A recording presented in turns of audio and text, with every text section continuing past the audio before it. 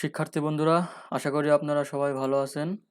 So দেখতে দেখতে আজকে এইচটিএমএল এর পঞ্চমতম ক্লাস।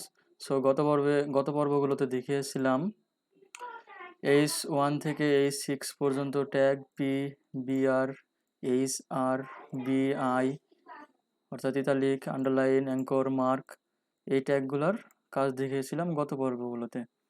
সো আজকের এই পঞ্চমতম পর্বে দেখাবো EM, del, INS, এবিভিআর। So hello viewers, আমি Mostafizur Rahman Nayan. Let's get start now. So শুরু করার জন্য প্রথমে আমি এইচটিএমএল ক্লাসের মধ্যে চলে গিয়ে একটা নতুন ফাইল ক্রিয়েট করছি, ফোল্ডার। ক্লাসের নাম দিচ্ছি পঞ্চম, এবং এখানে একটা টেক্সট ডকুমেন্ট থেকে index dot HTML notepad plus plus থেকে ওপেন করে নিচ্ছি। সো স্ট্যান্ডার্ডের এইচটিএমএল এর স্ট্যান্ডার্ড ফলো করার জন্য এগুলো কপি করা ছিল আমার, জাস্ট পেস্ট করে দিয়েছি। আপনারা সিম্পলি আপনারা হাতে লিখে লিখে এগুলো করবেন। সো আর কথা না বাড়িয়ে শুরু করা যাক। সো শুরুতেই আমি এখানে পি ট্যাগের প্যারাগ্রাফ ট্যাগের মধ্যে কিছু ডেমি টেক্সট নিয়ে আসতেছি। সো এই পর্ব শুরু করার আগে আমি একটা কথা বলে নিই। আপনারা হয়তোবা অনেকেই এই ট্যাগগুলোর নাম এভাবে লিখছেন, যেমন বডি, আবার এখানে শেষ করছেন এরকম ভাবে। সো এটা এভাবে লিখবেন না, প্রথমে বড় হাতের, পরে ছোট হাতের, আবার ছোট হাতের বড় হাতের, আবার বড় হাতের সব বড় হাতের, এভাবে আপনারা লিখবেন না। আপনারা কোডিং এভাবে করবেন, সব ছোট হাতের লিখবেন। এখানে যেমন BODY HTML ওপেনিং ক্লোজিং সব ছোট হাতের করা আছে, ফার্স্ট টু লাস্ট।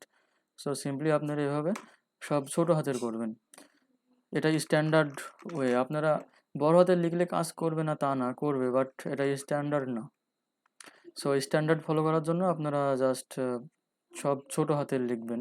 আর ভিতরে ট্যাগের ভিতরে আপনারা যে টেক্সটগুলো লিখবেন ছোট হাতের বড় হাতের মিক্সড করে লিখবেন আপনাদের প্রয়োজন অনুসারে। সো এটা কোনো সমস্যা না, বাট ট্যাগগুলোর নাম আপনারা সব ছোট হাতের লিখবেন, দ্যাটস ইট। আর যেগুলা ডবল ডবল ট্যাগ অর্থাৎ ওপেনিং এবং ক্লোজিং দুইটা আছে, এটার মনে করে আপনারা একটা ক্লোজ করে দেবেন। সো এখন যদি এটা ক্লোজ না করি, এটা কি কাজ করবে না? অবশ্যই কাজ করবে, বাট শেষ করাটা খুবই জরুরি। শেষ না করলে আপনারা পরবর্তীতে আমি পরবর্তী টিউটোরিয়ালগুলোতে দেখাবো আসলে শেষ না করলে কি সমস্যাটা হয়। সো আপনারা শেষ করবেন। সো আজকের এই পর্বে বলেছিলাম ইএম, ডেল, আইএনএস, এবিভিআর। সো শুরু করা যাক।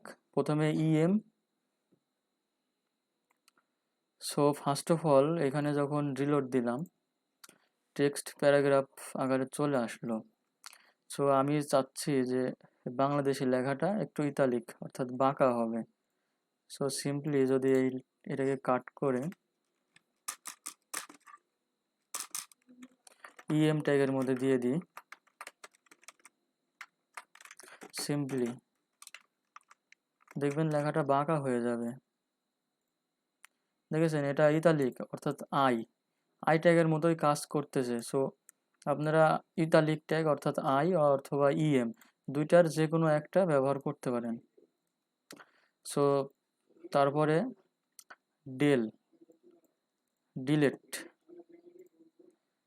মনে করেন যে আমি একটু জুম করে নিচ্ছি, এখানে লিখে দেখাই আপনাদের। সো মনে করেন যে আমি ওয়েস্ট এই লেখাটাকে মধ্য দিয়ে দাগ দেব অর্থাৎ কেটে দেব। সো এটা করার জন্য কোথায় আছে লেখাটা, এই যে এটা, সিম্পলি এখানে এটা কাট করবেন,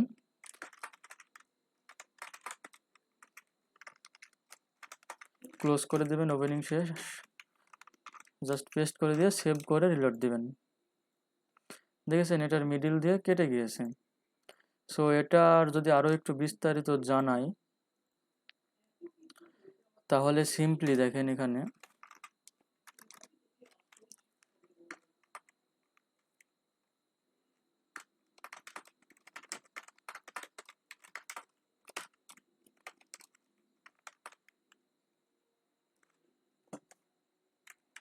আচ্ছা স্প্যান ট্যাগটা লিখলাম ঠিক আছে, বাট ফার্স্ট অফ অল আপনারা অনেক সময় দেখেন কোনো প্রোডাক্টের প্রাইস যদি কোনো সময় অফার দেয়, সেখানে সাপোজ ডলারের হিসাবে আমি দেখাই। সো সিম্পলি যদি এখানে $500 এরকম থাকে, সো পরবর্তী অফারে $500 বাদ দিয়ে যদি এখানে $400, 450,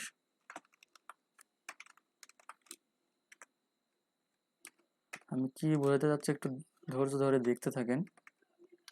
$450 মনে করেন যে অফারটা ছিল ফার্স্টে $500 একটা প্রোডাক্টের প্রাইস, পরবর্তীতে প্রাইস অফারের জন্য $50 ডিসকাউন্ট করে দিয়েছে।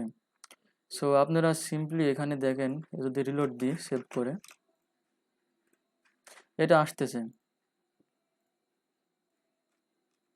সো এটাকে যদি আমি ডিলিট, সো এই যে DEL এই ট্যাগের মধ্যে দিই, তাহলে কি একটা চেঞ্জ আছে দেখেন।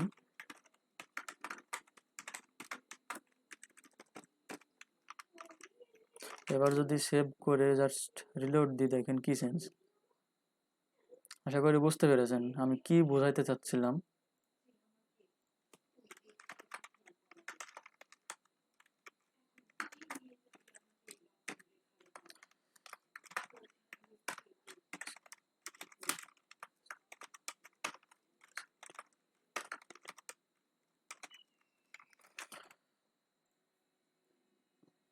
আশা করি বুঝতে পেরেছেন যে $500 একটা প্রোডাক্টের দাম সে ডিসকাউন্ট করে $50 দিয়েছে। সো ফার্স্ট অফ অল এটা ছিল, পরবর্তীতে এটা। সো আপনারা আশা করি বুঝে গেছেন যে DEL অর্থাৎ ডিলেট ট্যাগের কাজটা কি। সো তারপরে আমি INS। সো টিউটোরিয়ালটি মেবি অনেক লং হয়ে গেছে। সো আজকে জাস্ট এ পর্যন্তই। পরবর্তী টিউটোরিয়ালে আমি INS অ্যান্ড ABBR এই ট্যাগগুলো দেখাবো। সো পরবর্তী ভিডিও দেখার আমন্ত্রণ জানিয়ে এই ভিডিও শেষ করছি। আল্লাহ হাফেজ।